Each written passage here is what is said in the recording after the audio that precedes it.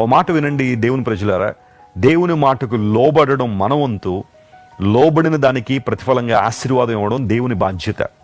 చాలాసార్లు మనం దేవా నన్ను ఆశీర్వదించు, నన్ను దీవించు అని ప్రార్థన చేస్తాం, కానీ దేవుడు మన నుండి ఏం ఆశిస్తున్నాడో, ఎలాంటి మాటలకు లోబడాలని దేవుడు కోరుతున్నాడో మనం పరిశీలన చేయం.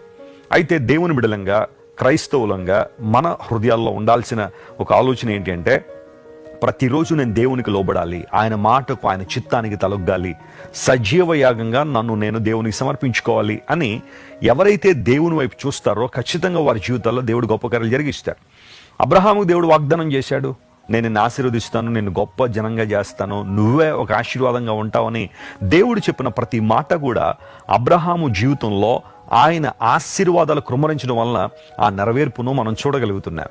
అంత మాత్రమే కాదు, ఎవరినైనా మీరు తీసుకోండి, ఒక మోషే జీవితాన్ని కానీ, లేదా ఒక యోసేపు జీవితాన్ని కానీ, దావీదు జీవితాన్ని కానీ, ఇలాంటి భక్తులందరినీ మనం పరిశీలన చేస్తే దేవుడు తాను యోచించినది వారి జీవితంలో నెరవేర్చాడు.